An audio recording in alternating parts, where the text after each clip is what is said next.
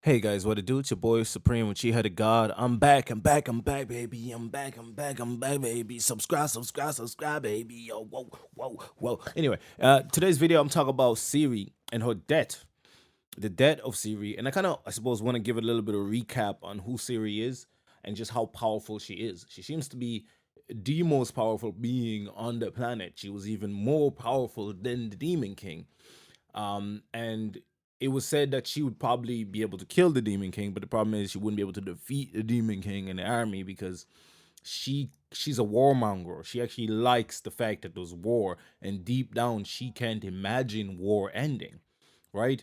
And she said it herself, but she thinks that Frieren, she can imagine peace. In fact, her and a lot of the new generations she ended up teaching, they are capable of this, and she's much older than almost everybody. She's lived countless of thousands of years, and only two people, I think, ever in history could see that she's been holding back her mana all this time, and yet she's seen her future and she's seen her death. She actually, I think, forgive me if I'm wrong here, but I think she even said that even if she didn't go to the capital, her death was coming. They were plotting her death for the past God knows how many years. And I think we now know who is supposed to kill her. And the person that's supposed to kill her is the strongest warrior in the world. Second only to our GOAT. You know what I'm saying? Second only to Frieren Party's warrior. Right? So, and he looks different, man. You know what I'm saying? And the speed we saw in the latest chapter when he cut off that girl's arm, just like whew, it was like, oh no, this person is a problem. You know what I'm saying? And the funny thing is, he got stronger because of what somebody told him years ago, and he calls him his best friend almost, right?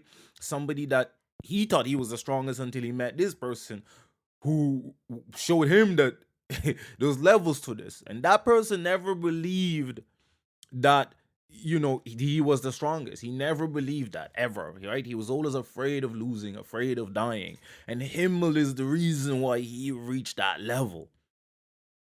Okay, and you thinking, who is the person I'm talking about? Like, who is this person that I'm talking about? Eisen, baby. I'm talking about the hero Eisen, baby. You know what I'm saying? So Eisen is the one that influenced this guy to be like, wait a minute, fear is important. All these warriors go and try to be indomitable, on fearless and all that jazz, but fear is pivotal, right? Because without it, you die recklessly, you die foolishly. All of these fearless warriors, like I like Eisen has said before, is all of these fearless warriors died somehow, and him, full of fear, never did, because he knew when to run, he knew when to hide, he knew what he had to do to survive, and that was the most pivotal part. And so with Siri here, her dying, it's she sees it as a way to get peace for the world, even though she's trying to find a way to survive. Or, to be honest, she's not necessarily trying to find a way to survive, she's trying to find out who did it. Because I think if she wanted to survive, she would have told her party, hey, they're going to kill me, I've seen the future. And Frieren and Crew Core would have come up with a solution for her, 1,000%. She does not want to burden them with that because A, she does not believe that they will go along with any plan that involves her death. But she accepted to go along because her plan is to establish peace by talking to the king, right? That's all she cares about. If I can create an alliance with this king, then my death will be worth it. And she's aware of this. And so she just tried to find a way to communicate with this king and see if there's something that they can do, not to prevent her death, but more so to prevent war. Because she knows that her family, her kids, her trainees, even Frieren, who they hate each other, would go to all out war for her because she has gifted humanity with so much magic. In fact, The only reason she's vulnerable to lose is because she's given away all of her best abilities as a wish that she grants, and she doesn't always go back and relearn them. And some of them take hundreds of years to learn in the first place, and she gives them away as a gift for becoming one of her pupil. So she gave away most of her OP abilities. So we've never really seen her at her maximum potential because she's constantly giving her abilities away. And the crazy thing about it here is that the only person in human history, on the non-demon history, to be able to tell the future perfectly was the hero of the South. Even herself, Serie, could not. The only ability that she has, I think she gave to the hero of the South. Or the hero of the South, actually, people in the South just had these crazy abilities. Actually, everybody from the South seems to be OP and broken. I don't know what the hell kind of water they drinking out in the South. Because the hero of the South seems to be like the strongest ever. I'm not gonna like, he seems to be like the strongest dude in history, man. You know what I'm saying? But no matter what she does, she can't find who kills her. But I think we know now it's the strongest warrior, right? Um, and he's going to be the one to kill Siri. And it's gonna be very interesting. But for me, I feel like Siri has accepted her death, and her sacrifice for the sake of the world.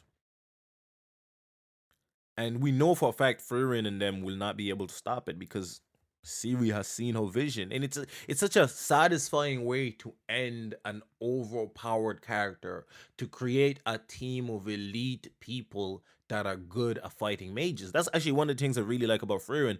They've built a system where everybody can lose to somebody else. Like warriors could lose to heroes, heroes could lose to mages, mages could lose to priests, priests could lose to the above. And it all, and mages could lose to warriors too. Close quarter combat, even Frieren says it. Like if Himmel and her ever got close quarter combat, she's losing, no doubt about it. If Eisen and her ever got close quarter combat, she's losing, no doubt about it. You know what I'm saying? Um, so it's very very balanced. But I think like the priest Hyter, for example, close quarter combat is probably dealing with them a hell of a lot better because he has a lot of type of spells with vitality and breeding and all sorts of crazy ass spells that only people that are priests and priestess can access. Even Frieren and can't access those, and I think Siri can't either, right? And this god that they access power to also has power to time travel, to do things above and beyond everybody else. Um, and Siri is maybe the closest thing to that being, and perhaps Siri could have ascended right to that because we know that goddamn Frieren's master, she actually, the way she died, she like left a piece of herself, right? But Siri never accepted death. I think she never accepted to transcend her living mortal being, right? While Flam did in a way and became, she said that she wanted to teach magic to the whole world, and Flem is the hero that's actually inspiring the death of Siri here because they want a world where everybody can use magic, and that was always Flem's dream. And she is the hero that inspiring the death of her own master, who she loved very much, and her pupil, who will go against those who have perverted her ideology and turned it into a cause for chaos and war. And I'm so intrigued to see how the kingdoms, ended up separating like that, how they held out even during the war against the demon king, and there was no issue of them falling and collapsing. The heroes of Himmel and Co were only from the side of the world that had nothing to do with these crazy beings who have set spies upon the world and do so much crazy stuff and are so powerful and so ready to die. And there's a man who, even this great warrior, who said he's stronger, he sees himself as stronger than Eisen. And even he said that there's a man in that crew who he feared, the man with the eye patch, who was also just ready to lay his life down as a pawn. I think between him and that the man with the eye patch and the warrior, they're gonna be the ones to strike that killing blow. That killing blow to Serie. Um, and I think it's extremely interesting. It's extremely interesting, and I cannot wait for the next few chapters to see how that happens, to see the reaction of everybody, because this is gonna be, a death of a goddess, you know, and a death like that is bound to change everything.